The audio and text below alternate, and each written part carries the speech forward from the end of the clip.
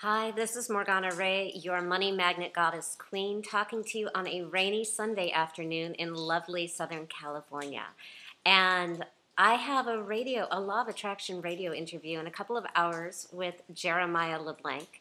And I thought before I do that interview, I was going over some of the questions that you give me on my website at abundanceandprosperity.com, your burning money magnet questions, and I found a really juicy one that I want to jump into today.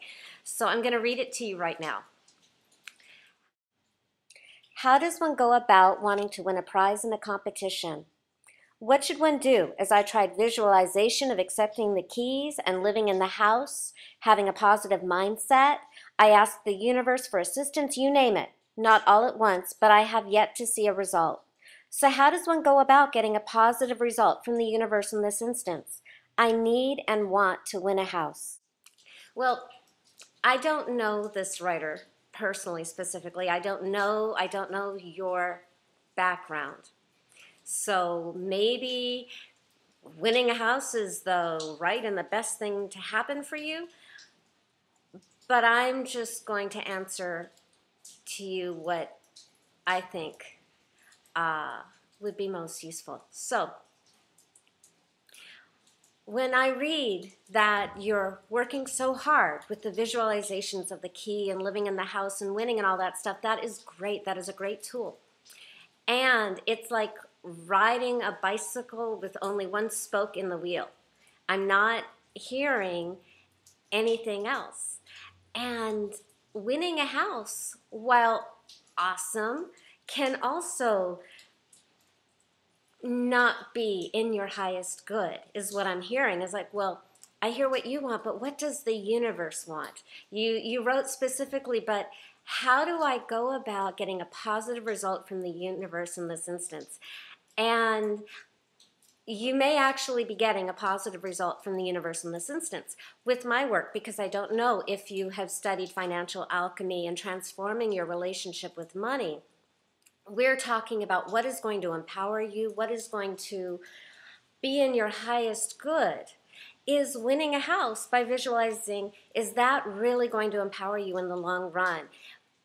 Because is that going to give you the skills and the creativity and the resources to pay a huge income tax, at least that's how it is in the US, to cover the insurance, cover the repairs, cover all the invisible things that you may not know about. There's my friend Harv Eker talks about, you give a little child, a scoop of ice cream, and the child, being really young, knocks off the scoop and then demands, oh, I want a triple scoop. Do you give a triple scoop of ice cream to this little child who's having trouble managing just a single scoop? So we want to scale it back to where you are now. So going back to getting a positive result from the universe, yes, absolutely, absolutely. Visualize what you want, but you want more than that. What we really want is we want to change your relationship with money so you can stop protecting yourself from it and stop repelling it. Because as long as you have your hidden money monster, all the positive visualizations in the world and all of the concentration, it doesn't mean anything, because all of the ways that money can represent harm and danger and rejection is going to get in the way of all the other work you do. So you're putting in that one spoke, and then your monster is taking it out of that wheel. Not a very strong structure. The other piece is changing your relationship with yourself, which is part of the financial alchemy process. When you change your relationship with money from this dangerous, scary monster that we think we want but we're protecting ourselves from, to this money who loves you and admires you and sees you as more creative and powerful and lovable and fantastic than you see yourself, you are called forth to be a different person and to change your relationship with yourself so that you have the self-worth to give great value and get paid really well for it. So is it better to win the lottery and win the house, or to get the house but also get the skills and the confidence and the certainty and the personal growth, so that if an expense comes up or something happens, you just know how to make more money to cover whatever you need and whatever you want. What is going to make you happier and more powerful in the long run? Being lucky, which is always a good thing, or being able to create your luck.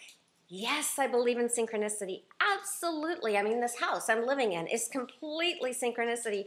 And working with my money honey and doing what he told me to do, whether it was, taking walks or going on a book tour, whatever it was that was going to grow me and be good for me at that time. But that's another story.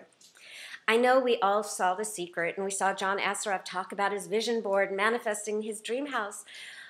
But what we're missing in this question is that he worked his ass off for years. He got a mentor. He did the affirmations, but he also worked really, really hard. And he learned how to sell, and he learned how to do all this kind of stuff, and he studied the brain, and he did not, all of those people in The Secret, none of them manifested just by visualizing.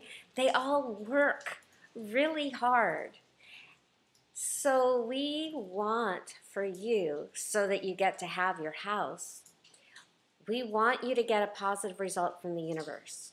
And so I encourage you to download my proven steps to be a money magnet, to charge your ability to charge your magnet and give you concrete things that you can do that are good for you, so that you can generate the income in addition to the luck, and get all the side benefits of being loved and loving yourself and having confidence and having creativity and knowing how to turn on your money making whenever you want it.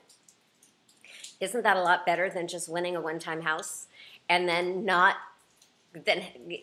and still being the same person without the resources that you're struggling with right now? So much love to you. I hope this is helpful. Namaste to everybody. Love, abundance, and prosperity. And I'll talk to you again soon.